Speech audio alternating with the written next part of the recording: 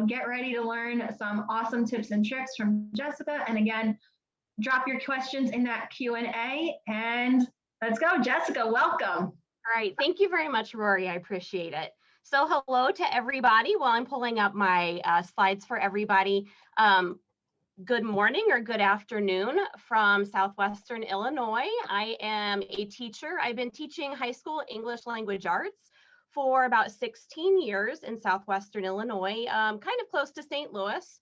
So I'm going to be telling you today a little bit about creating the best study sets ever on Quizlet. And I encourage you, if you are an ELA teacher, or even if you're not, if you would like access to some of my study sets, I have some that are ELA specific and some that are just general study sets. Feel free to check me out at Just Pilgreen. That's my account name on Quizlet, and I'm happy to share my study sets with everybody, and you can use any of the study sets I have on there, including some of the ones that you'll see in my presentation today.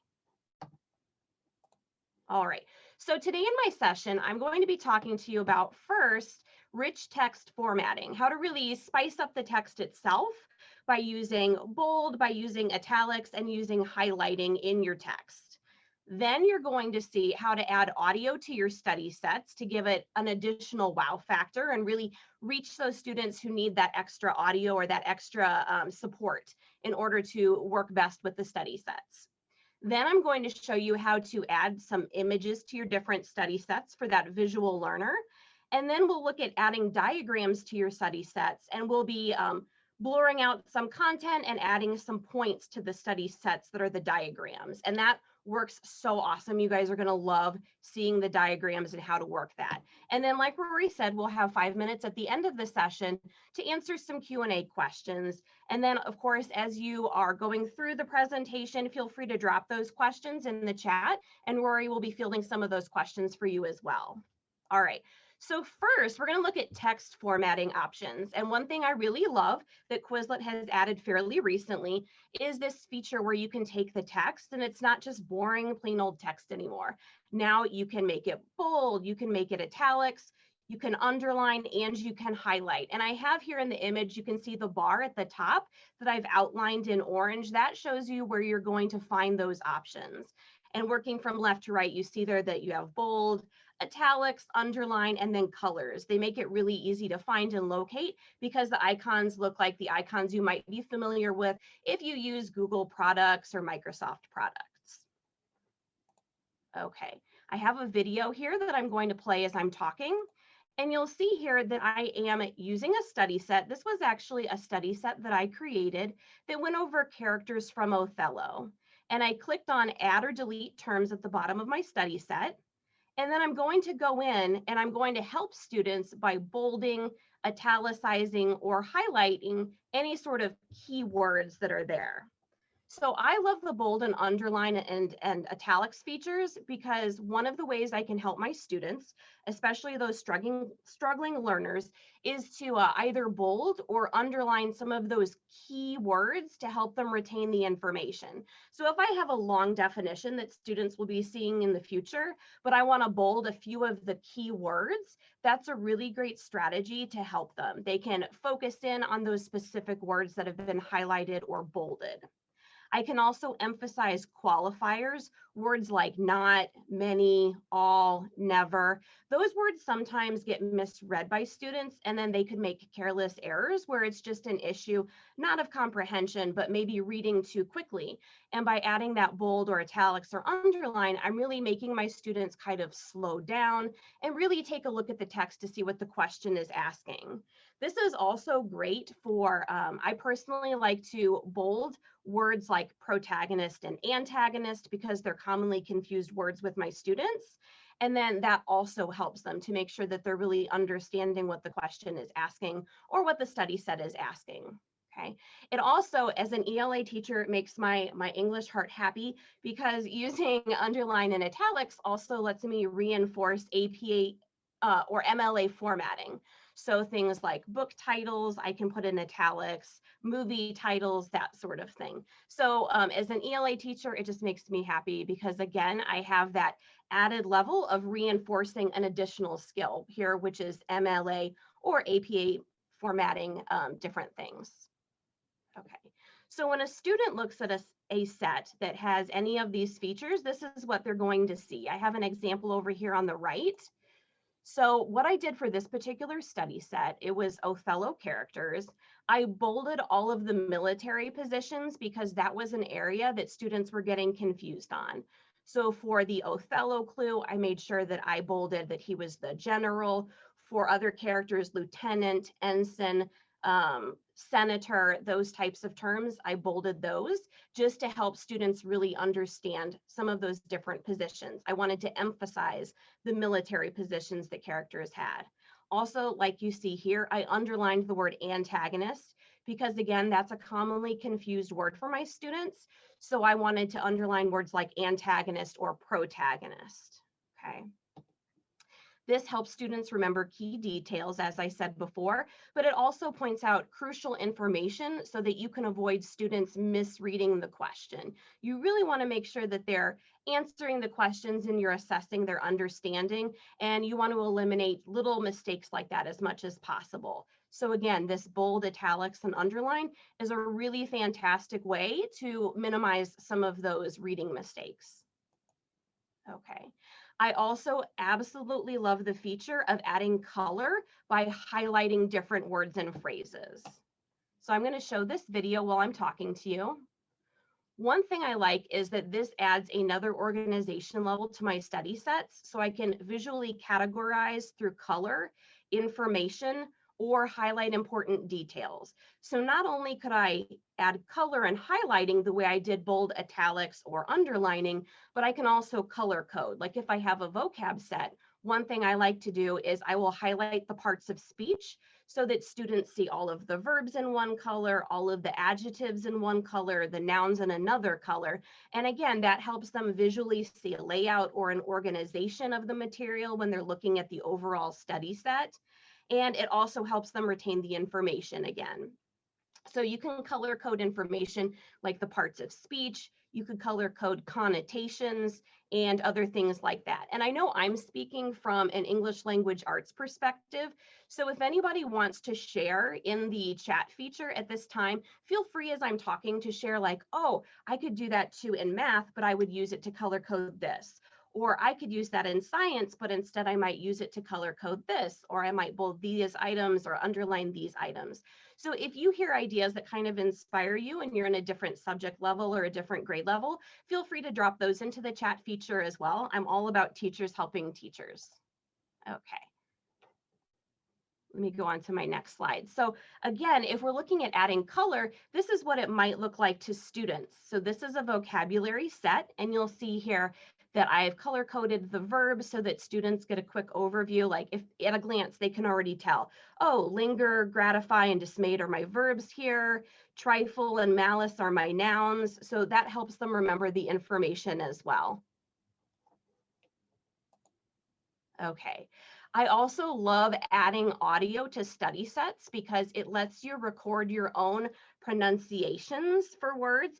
And any English teacher who has taught classical mythology, like the names of Greek gods and goddesses, knows that students need help because my students, I cannot tell you how many times somebody has said like hepatitis instead of Hephaestus. I know it's an embarrassing teacher moment, but it happens all the time. So it's awesome to have this extra feature where I can put in an audio recording of how to correctly pronounce vocabulary words, the names of characters, and so on and so forth. Personally, it's also much more friendly and welcoming than a very robotic voice that you might hear.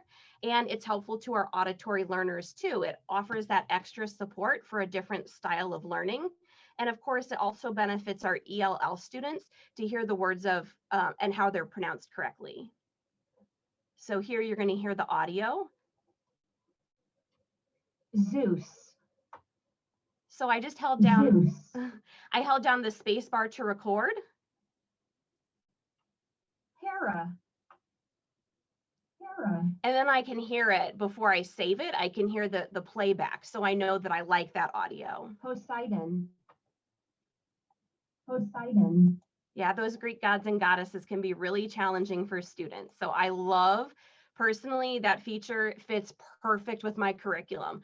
But if you can think of other ways that having that audio and that correct pronunciation would help your students, I'm thinking foreign language, this would be absolutely outstanding, but I'm sure it would benefit other subjects as well. So feel free, if you have ideas, you can share those in the chat feature.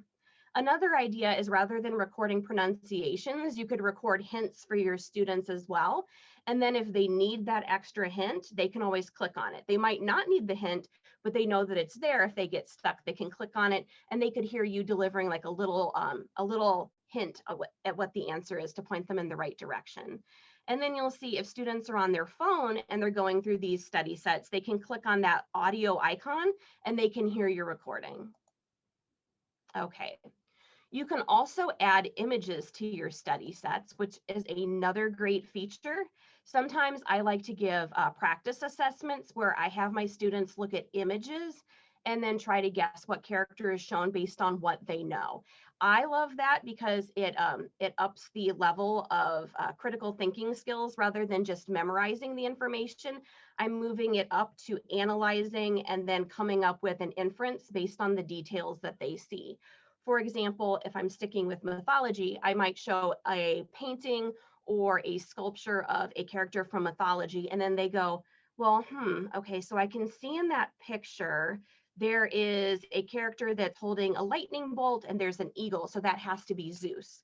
So rather than just memorizing that information, now they're observing the image that I've put in there and they're using it to analyze and make inferences. But again, you can also just drop in pictures to support what they're already learning and to tie in that visual piece. Like maybe students, rather than just seeing the definition, they want that concrete example, and that visual image is going to help them. And Quizlet makes it so incredibly easy for you to drop in those pictures. Okay, so for example, here's a study set. And I just used one of the examples that Quizlet found. Whenever I was typing in the character here of Iago, this image showed up. So I dropped it in and it reinforces here because now my students know what Iago looks like and they're going to have a better picture in their mind. And it ties into what we've already been going over in class. So it adds that visual interest. I know personally, I'm a very visual learner, so I love this feature. And just sharing that information or presenting it in multiple ways is really going to help your students retain that information and then recall it later as well.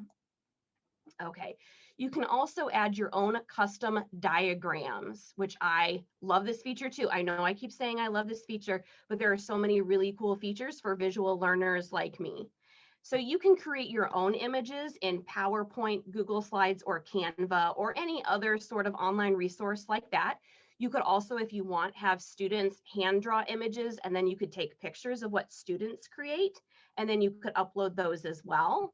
So here you're going to see that I'm working on making a timeline, and I am adding a timeline to my study set here. I'm adding it as if it were a diagram. And I made it, it's a very simple timeline that I made using PowerPoint. So I uploaded it. Oops, sorry about that. Let me go back for a second. So I uploaded it and then I added different points to that timeline as well. And then it works really great when you're playing a match game. So let me show you what that looks like. So these are two examples of diagrams that I created myself. I made both images inside of PowerPoint. I saved the image as either a JPEG file or a PNG file, and then I uploaded it to the diagram. The one on the left is actually the lyrics to our school's fight song. And what I did was I blurred out a couple of words and then I placed points over the blurred areas. And then students would click on, for example, fame, and then the blue dot where fame would go in the lyrics. And then they try to make all of those words disappear. And then on the right-hand side, I made my own visual for Freytag's plot pyramid because there are a million different versions of Freytag's pyramid. Some only have like 5 points. I wanted one with a few more that included like the inciting incident. So I wanted to customize it because I know what my students want. I know what I want. I know what I've been teaching, and I want consistency. So I created that image using some purchased visuals that I purchased there, and I gave credit there at the bottom as well. And this is Freytag's plot pyramid. So I went in and I put points on each of those numbered spots. And then I labeled them like exposition, inciting incident, rising action, climax, all of that. So then if students were going to play a game, then they would go in and very quickly like click on exposition and then the number where it goes. Click on inciting incident and then the number where it goes, and try to make all of those terms disappear when they join the two, like when they match the two. And then it's them kind of against the clock to figure out if they can do that. We have a little bit of time, so I'm going to try to show you really quickly a couple of projects that I'm working on. Let me minimize this real quick. And let me pull up my Quizlet study set.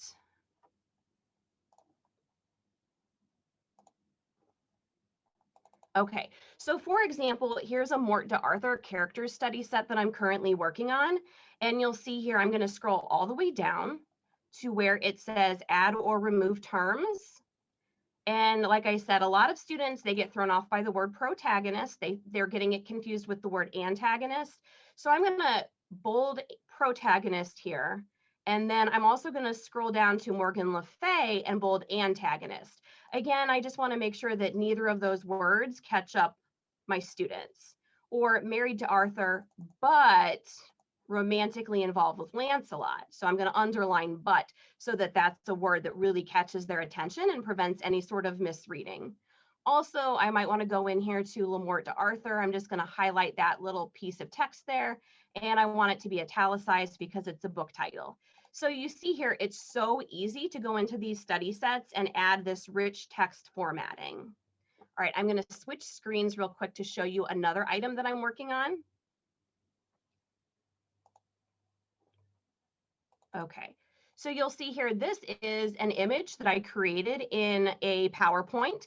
I just made text boxes with lines to connect characters, and I used a couple of of free pictures that were Creative Commons accessible. And so I have rings here to show characters that are married, a heart to show a romantic link between characters, and then a blue potion bottle to show examples of deception. So I created the image in PowerPoint, then I grouped all of the pieces together and I saved it as an image. And then what I did was I went to create a new study set and I uploaded this image very easily. So now what I can do is I can go over here to this pen and I'm going to blur out a couple of spots. Like my students, they'll know that the character that is connected to both Gorloy and married to Uther will be Igraine. So that's a good one for me to test them on. I'll also go over here and maybe I want to blur out Mordred, or maybe over here, I'm going to blur out Elaine. Okay, so see how easy it is for me to take that visual, and I might give the students this visual to study, and now I'm going to check their comprehension. So I'm going to save the changes here, and you'll see that there's some sections now that are blurred out. So I'm going to add rectangles. I could also add points if I want to, but I'm going to add a rectangle here in this spot. Okay, and that's where Igraine goes. So I'm going to add Igraine. Now I'm going to add another rectangle over here, Lancelot. Well, this was Elaine, so I'm going to put in Elaine. Add. I could add definitions if I wanted to also, but for this, I just want to check and make sure they understand how the characters are connected. And then Morgan here would be Mordred. So let me put in Mordred. Okay. So I'm completely finished with this set. Now I'm going to, I need to choose, my language, I'm sorry. I need to choose my language. So this is going to be English. And then this is also English. Okay. And then I can create this. And now I might ask students to play a match game. And you'll see when I start the game that they'll click on Mordred and then match Mordred to where he goes on the character map. Elaine would go here, Igraine here. And that's how they would play with one of these diagrams. Wow, Right. Jessica, that was just an incredible amount of information. I myself have never played with the diagrams, so I am really excited to dive into that. So we have a bunch of good questions We only have about 5 minutes, guys, to answer some Q&A questions, but remember, all of this is recorded and is going to be accessed for you.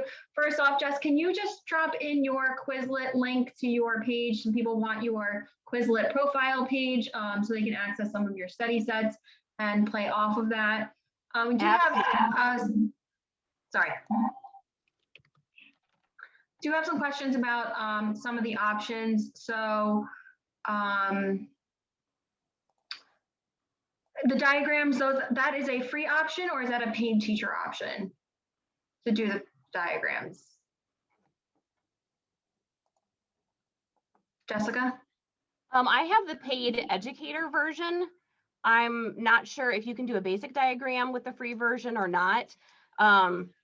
You know, I will say I'm very conservative in terms of what I will spend for my classroom. But I will say that for me, Quizlet's worth the money just because I have the option to do that rich text formatting, the audio, and the images. To me, it's definitely something worth spending the money on. And yeah, because my school, I know a lot of you guys are in the same boat. Your school districts don't have a lot of money. I know, but this is just something to me that I think is worth the small amount that it costs. Awesome. And then I'm seeing some questions also about the rich text formatting.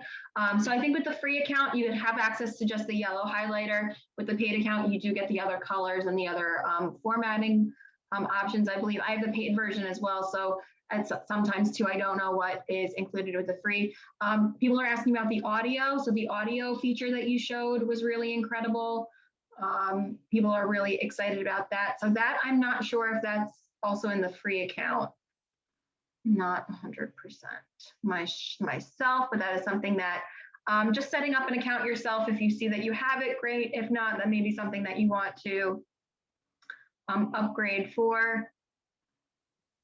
Someone asked, how do you add an animated image that isn't already in the suggested bank? Oh, okay. So to add, if you want an animated image, what you would have to do then is save it. I save it to my computer first, and then I upload it that way, because there's the option to just use the ones that are in the image bank that Quizlet offers, but then there's also the option to add your own images. So you would just have to download like your GIF or GIF to your computer and then upload it that way. Excellent. I'm looking, a lot of these questions are about like the free account or the paid account. And again, everything is recorded, so you are going to be able to rewatch everything that was here. But Jessica, what a fantastic job. You shared so much information. I know I'm excited to play around with those diagrams that you just showed towards the end. That is, I think, going to be a game changer for me for my math classroom. So I am super excited about that. If you have any questions for Jessica? Jessica, do you have contact information that someone could reach you at? Sure, I can drop it into the chat as well. I'll just drop my email address in there for anybody who would like to reach out.